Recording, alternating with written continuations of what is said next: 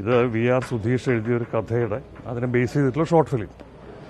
ഞാനതിങ്ങനെ ആലോചന നടന്നുകൊണ്ടിരിക്കെ തന്നെ മമ്മൂക്കയായിട്ടുള്ള യാദൃശ്യമായ ഒരു സംഭാഷണത്തിൽ എന്താണ് അതിൻ്റെ ഒരു ബേസിക് ഐഡിയ എന്നുള്ളത് പറഞ്ഞപ്പോൾ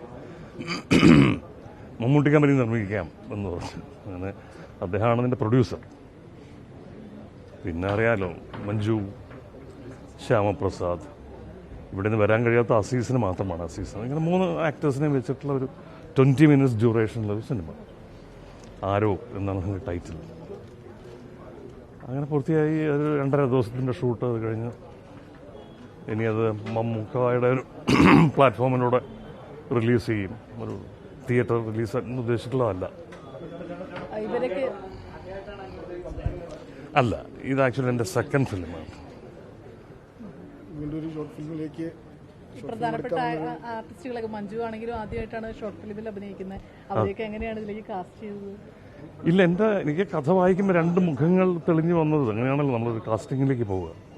അതൊന്ന് ശ്യാമപ്രസാദും ഒന്ന് മഞ്ജു ആയിരുന്നു. 2 പേരോട് ചോദിച്ചു, ഇതാണ്. 2 പേരും സമ്മതം മൂളി. അങ്ങനെ സാധ്യമായി. റിലീസ് ഡേറ്റ് തീരുമാനമായി. അത് മമ്മൂട്ടി കമ്പനിയുടെ അവരൊന്ന് ഡിസ്കസ് ചെയ്തിട്ട് അവർ ഉടനെ തന്നെ ചെയ്യുന്നത്. മമ്മൂട്ടിപ്പം കണ്ടിട്ടെന്ത് പറഞ്ഞു?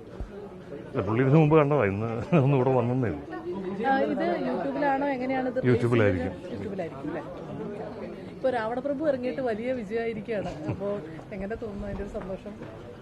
അല്ല, അതൊരു എന്താ പറയുക, അത് ഇറങ്ങുന്ന കാലത്ത് ജനിച്ചിട്ടില്ലാത്ത കുട്ടികളൊക്കെ തന്നെയാണ് സിനിമാ തിയേറ്ററിൽ വന്ന് ഡാൻസ് ചെയ്യുകയൊക്കെ ചെയ്തത്.